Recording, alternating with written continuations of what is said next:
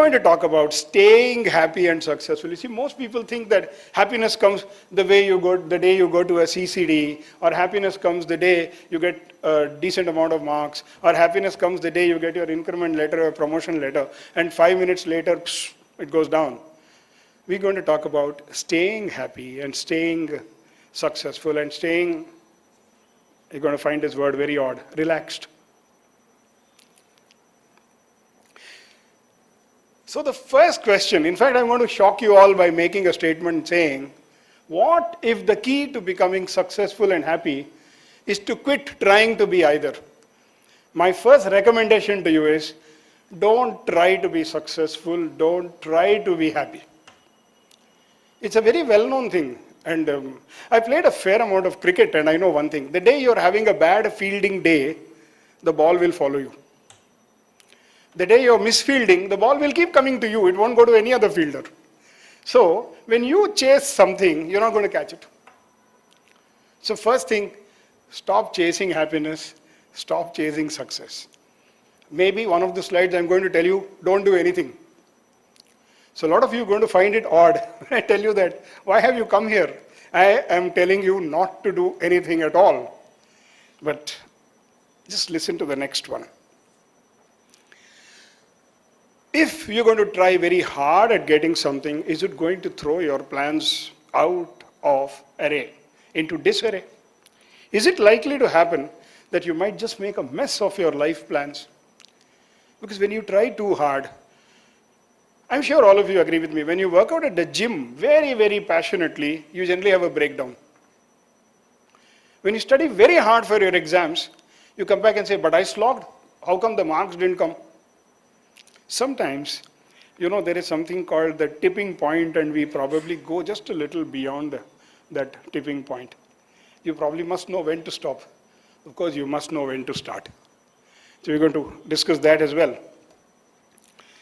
See, there's something very interesting in this world that's happening right now. Never before have thousands and millions of people been spending so much time, so much energy, so much focus, so much attention, so much concentration, hunting for secrets to a successful career and a happy life. Maximum number of books are being sold, maximum number of movies, and everybody wants to call it the secret, maybe, or the absolute ultimate truth. What if I tell you that most of the authors of these books are struggling very hard to sell those books? I wrote a book called Beyond the Uncharted Landscape, which is about developing a holistic approach for building a fulfilling career. And believe me, people didn't knock me down asking me for thousands of copies. Yes, the book is doing very well, but you still have to ensure that you talk to the right audience and ask them to read the book, because it might do them a world of good. Most people apparently have no clue as to what to do in life. They don't admit it. That's the only thing. Everybody goes around changing his plans. Begins with a very noble intention. I want to be a choreographer. Wonderful. What a wonderful career it's going to be. How enjoyable. First of all, dancing, and then making others dance to your tunes. But then you suddenly get to know, I'm working in a bank. Why? I was quite deflated when I got this feedback from a youngster I was interacting with. I said, why? Why a bank?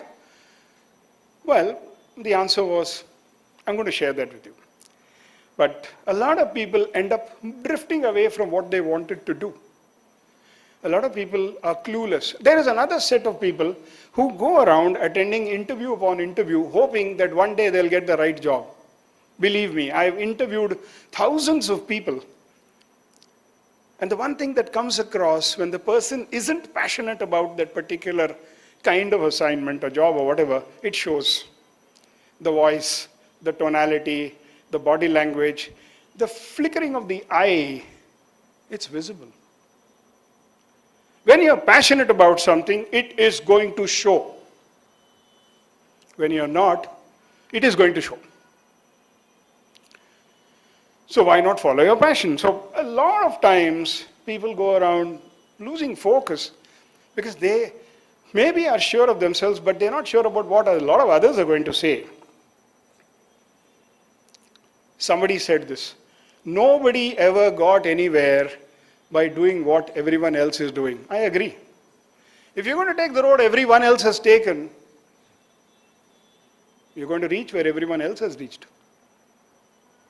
If you want to go somewhere where no one has reached, you probably will have to do something which no one has done. Now, what is that? Well, that may call for a lot of different qualities. It may call for a lot of attitudes. It may call for completely reorienting your thought process, maybe. On the other side, the world cannot be more competitive than it is today.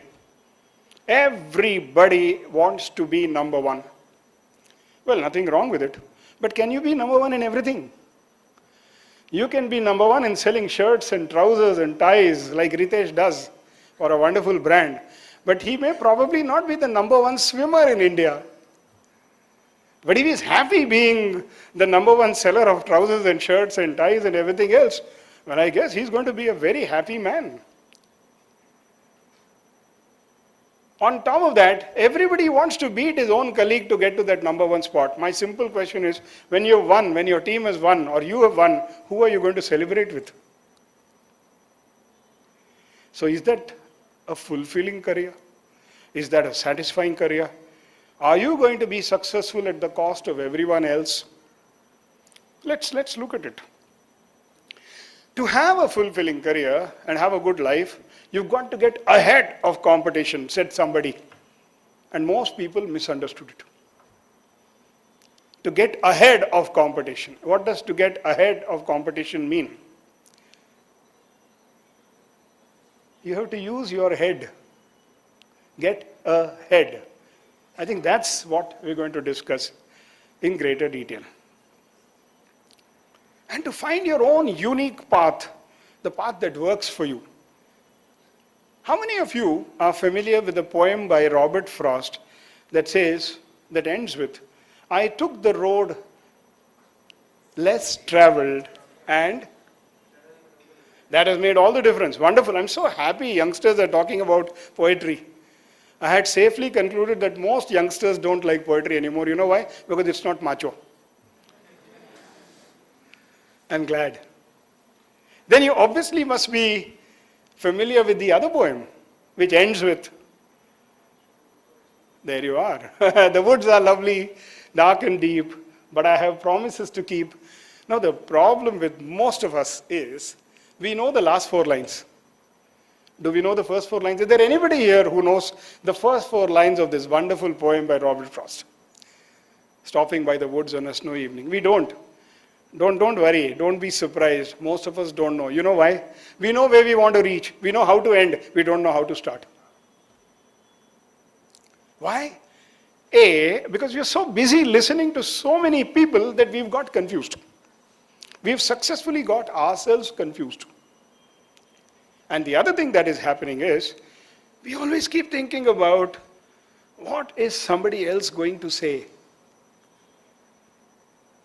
So, getting ahead, we'll look at that.